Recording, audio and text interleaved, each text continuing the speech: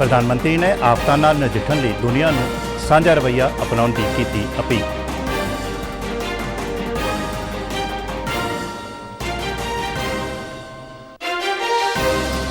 महावीर जयंती मौके राष्ट्रपति, उपराष्ट्रपति ਅਤੇ प्रधानमंत्री ने भगवान महावीर ਦੀਆਂ ਸਿੱਖਿਆਵਾਂ ਤੋਂ ਪ੍ਰੇਰਨਾ ਲੈਣ ਦਾ ਦਿੱਤਾ ਸੁਨੇਹਾ।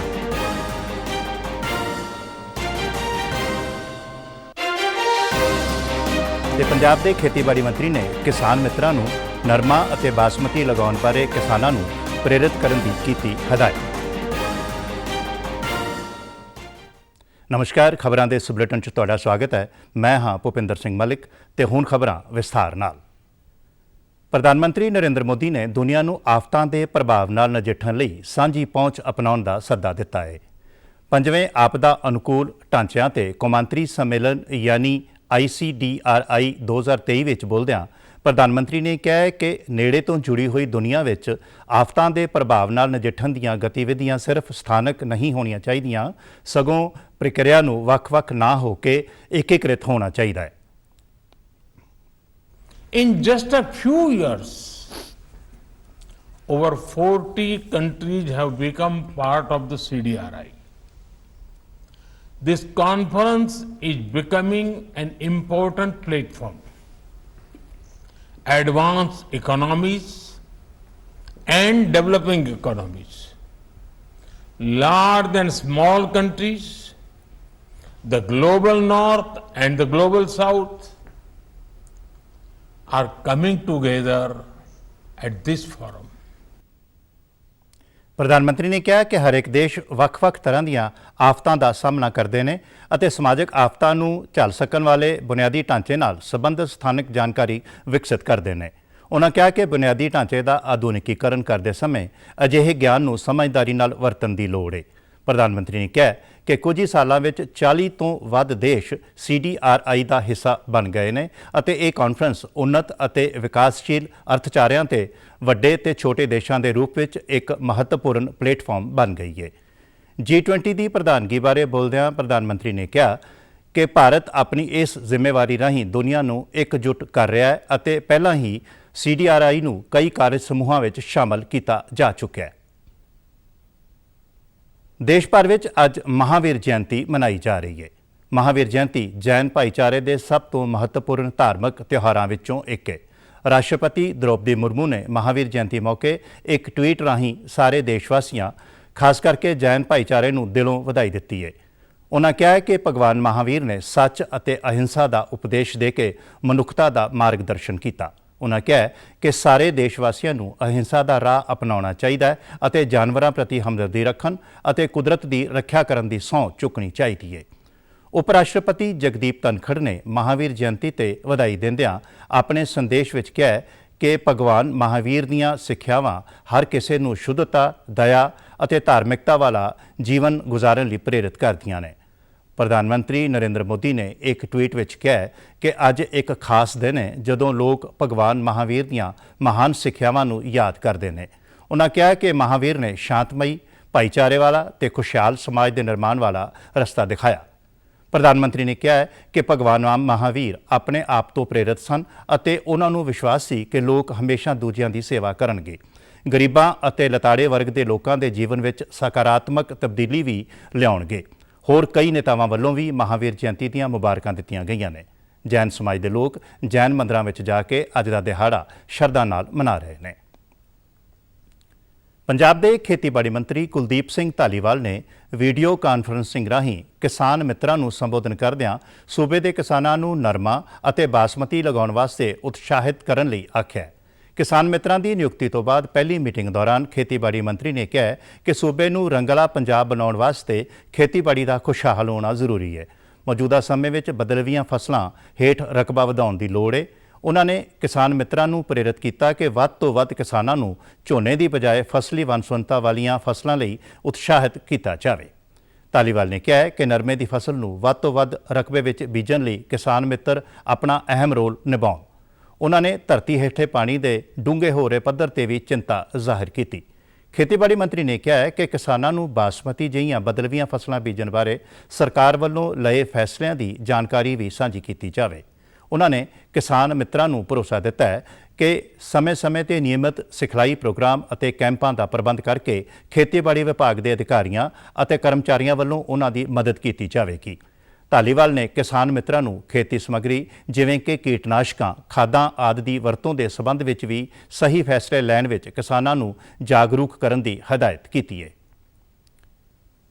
ਹਰਿਆਣਾ ਦੇ ਮੁੱਖ ਮੰਤਰੀ ਮਨੋਹਰ ਲਾਲ ਨੇ ਕਿਹਾ ਕਿ ਬੇਮੌਸਮੀ ਵਰਖਾ ਅਤੇ ਗੜੇਮਾਰੀ ਕਾਰਨ ਸੂਬੇ 'ਚ ਹੋਏ ਫਸਲਾਂ ਦੇ ਨੁਕਸਾਨ ਨੂੰ ਧਿਆਨ ਵਿੱਚ ਰੱਖਦਿਆਂ ਹੋਇਆਂ ਰਾਜ ਸਰਕਾਰ ਵੱਲੋਂ ਕਿਸਾਨਾਂ ਨੂੰ ਹਰ ਸੰਭਵ ਸਹਾਇਤਾ ਦਿੱਤੀ ਜਾਵੇਗੀ।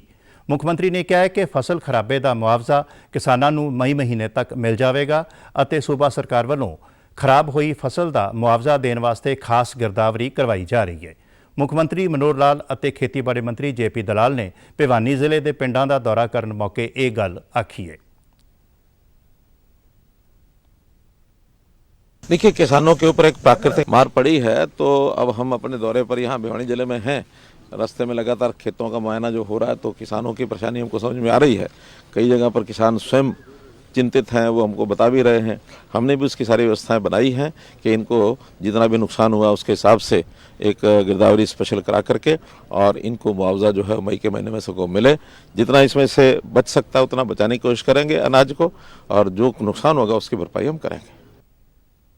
ਉਹਨਾਂ ਨੇ ਖੇਤਾਂ ਵਿੱਚ ਵਰਖਾ, ਹਨੇਰੀ ਅਤੇ ਗੜੇਮਾਰੀ ਕਾਰਨ ਖਰਾਬ ਹੋਈ ਫਸਲ ਦਾ ਜਾਇਜ਼ਾ ਵੀ ਲਿਆ ਤੇ ਕਿਸਾਨਾਂ ਨਾਲ ਗੱਲਬਾਤ ਦੌਰਾਨ ਕਿਹਾ ਕਿ ਮੇਰੀ ਫਸਲ ਮੇਰਾ ਬਿਊਰਾ ਪੋਰਟਲ ਤੇ ਫਸਲ ਖਰਾਬੇ ਬਾਰੇ ਜ਼ਰੂਰ ਰਜਿਸਟ੍ਰੇਸ਼ਨ ਕਰਵਾਈ ਜਾਵੇ ਤਾਂ ਜੋ ਫਸਲਾਂ ਦੇ ਹੋਏ ਨੁਕਸਾਨ ਦੀ ਜਾਣਕਾਰੀ ਅਪਲੋਡ ਕਰਨ ਤੇ ਖਾਸ ਗਿਰਦਾਵਰੀ ਮੁਤਾਬਕ ਮੁਆਵਜ਼ਾ ਕਿਸਾਨ ਲੈ ਸਕਣ।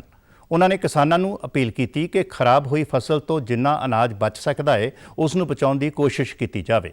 ਮੁੱਖ ਮੰਤਰੀ ਨੇ ਭਿਵਾਨੀ ਜ਼ਿਲ੍ਹੇ ਦੇ ਪਿੰਡ ਦਿਨੌਂਦ 'ਚ ਰਾਧਾ ਸਵਾਮੀ ਆਸ਼ਰਮ ਦਾ ਦੌਰਾ ਵੀ ਕੀਤਾ। ਉਹਨਾਂ ਨੇ ਇਸ ਮੌਕੇ ਪਿੰਡ ਵਾਸੀਆਂ ਨੂੰ ਸੰਬੋਧਨ ਕਰਦਿਆਂ ਕਿਹਾ ਕਿ ਉਹਨਾਂ ਦੀ ਕੋਸ਼ਿਸ਼ ਸਰਕਾਰ ਦੀਆਂ ਲੋਕ ਪੱਖੀ ਯੋਜਨਾਵਾਂ ਦਾ ਲਾਭ ਹਰ ਯੋਗ ਵਿਅਕਤੀ ਤੱਕ ਪਹੁੰਚਾਉਣਾ ਹੈ। ਹਰਿਆਣਾ ਦੇ ਸਿਹਤ ਅਤੇ ਪਰਿਵਾਰ ਭਲਾਈ ਮੰਤਰੀ ਅਨਿਲ ਵਿਜ ਨੇ ਕਿਹਾ ਹੈ ਕਿ ਸੂਬੇ ਵਿੱਚ 100 ਤੋਂ ਵੱਧ ਵਿਅਕਤੀਆਂ ਦੇ ਇਕੱਠ ਵਾਲੇ ਖੇਤਰਾਂ ਵਿੱਚ ਮਾਸਕ ਪਹਿਨਣਾ ਜ਼ਰੂਰੀ ਕੀਤਾ ਜਾਵੇਗਾ ਤਾਂ ਜੋ ਕੋਰੋਨਾ ਦੇ ਲਾਗ ਨੂੰ ਹੋਰ ਫੈਲਣ ਤੋਂ ਰੋਕਿਆ ਜਾ ਸਕੇ। ਸੂਬੇ ਦੇ ਸਾਰੇ ਸਿਹਤ ਕਾਮਿਆਂ ਨੂੰ ਮਾਸਕ ਪਹਿਨਣਾ ਜ਼ਰੂਰੀ ਕੀਤਾ ਗਿਆ ਹੈ। ਸਿਹਤ ਮੰਤਰੀ ਨੇ ਚੰਡੀਗੜ੍ਹ 'ਚ ਵਿਭਾਗ ਦੇ ਸੀਨੀਅਰ ਅਧਿਕਾਰੀਆਂ ਦੇ ਨਾਲ ਕੋਵਿਡ ਸੰਬੰਧੀ ਸਮੀਖਿਆ ਮੀਟਿੰਗ ਦੌਰਾਨ ਕੋਵਿਡ ਦੀ ਰੋਕਥਾਮ ਲਈ ਕੀਤੇ ਜਾਣ ਵਾਲੇ ਪ੍ਰਬੰਧਾਂ ਦਾ ਜਾਇਜ਼ਾ ਲਿਆ। ਉਹਨਾਂ ਅਧਿਕਾਰੀਆਂ ਨੂੰ ਹੁਕਮ ਦਿੱਤੇ ਨੇ ਕਿ ਜੇਕਰ ਖੰਘ ਜ਼ੁਕਾਮ ਦੇ ਮਰੀਜ਼ ਹਸਪਤਾਲ ਵਿੱਚ ਆਉਂਦੇ ਨੇ ਤਾਂ ਉਹਨਾਂ ਦਾ ਕੋਰੋਨਾ ਟੈਸਟ ਜ਼ਰੂਰ ਕੀਤਾ ਜਾਵੇ। खांसी जुकाम का जब पेशेंट अस्पताल में आता है उसका कोरोना टेस्ट हम अनिवार्य करेंगे। जिनका कोविड कर रहे हैं उनकी हम जीनोम सीक्वेंसिंग भी कर रहे हैं जानने के लिए कि वेरिएंट कौन सा है। वैसे अभी तक जो वेरिएंट सामने आया है वो माइल्ड है, कोई ज़्यादा चिंता करने की ज़रूरत नहीं है। लोगों को स्वयं की प्रेरणा से इसका जो कोविड का प्रोटोकॉल है उसको मानना चाहिए। ਅਨਿਲ ਵਿਜ ਨੇ ਕਿਹਾ ਕਿ ਜਿਨ੍ਹਾਂ ਮਰੀਜ਼ਾਂ ਨੂੰ ਕੋਵਿਡ ਹੋਣ ਦੀ ਪੁਸ਼ਟੀ ਹੁੰਦੀ ਹੈ ਤਾਂ ਉਹਨਾਂ ਦੀ ਜੀਨੋਮ ਸੀਕੁਐਂਸਿੰਗ ਵੀ ਕੀਤੀ ਜਾਵੇ। ਉਹਨਾਂ ਦੱਸਿਆ ਕਿ ਮੌਜੂਦਾ ਸਮੇਂ ਵਿੱਚ ਹਰਿਆਣਾ ਵਿੱਚ ਕੋਵਿਡ ਦੇ 724 ਐਕਟਿਵ ਮਾਮਲੇ ਨੇ। ਹਸਪਤਾਲ ਵਿੱਚ ਕੋਈ ਮਰੀਜ਼ ਦਾਖਲ ਨਹੀਂ ਹੈ। ਪਿਛਲੇ ਇੱਕ ਹਫ਼ਤੇ ਦੌਰਾਨ ਸੂਬੇ ਵਿੱਚ 25,400 ਤੋਂ ਵੱਧ ਟੈਸਟ ਕੀਤੇ ਗਏ ਨੇ। ਨਾਲ ਹੀ ਕੋਵਿਡ ਵੈਕਸੀਨੇਸ਼ਨ ਦਾ ਕੰਮ ਵੀ ਜਾਰੀ ਹੈ।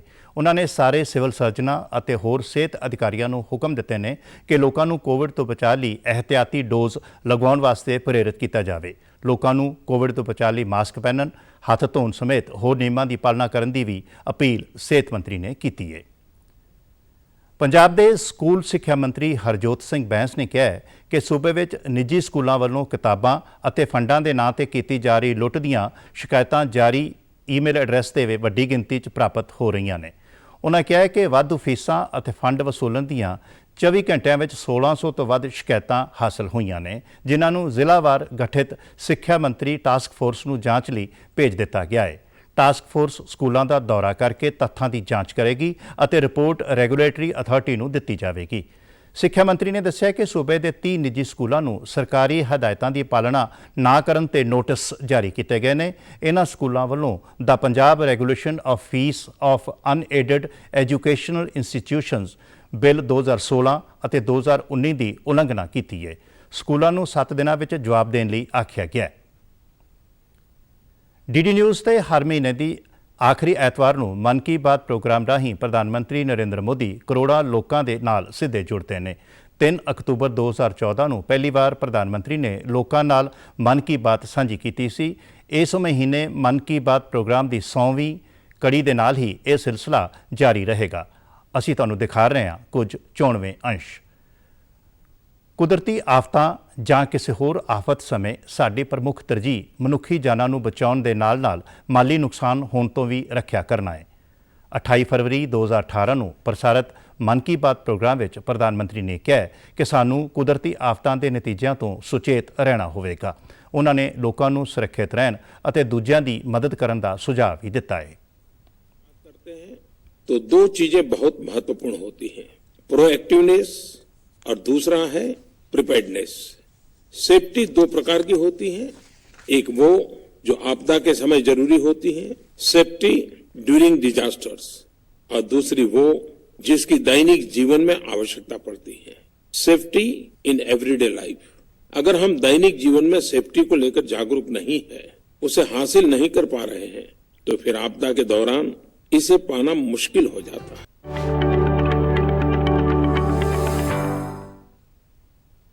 ਤੇ ਹੁਣ ਖਬਰਾਂ ਫਟਾਫਟ।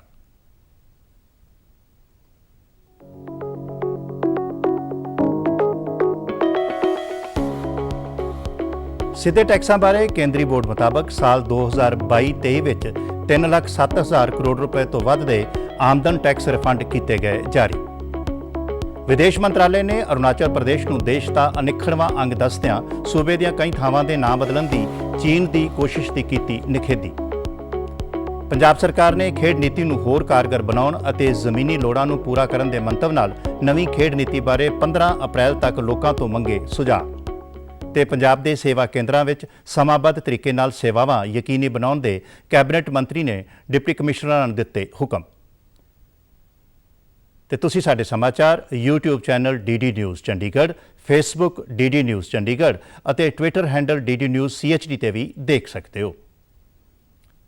ਇਸ ਦੇ ਨਾਲ ਹੀ ਖਬਰਾਂ ਦਾ ਬੁਲੇਟਿਨ ਹੁਣ ਖਤਮ ਹੁੰਦਾ ਹੈ। ਆਗਿਆ ਦਿਓ। ਨਮਸਕਾਰ।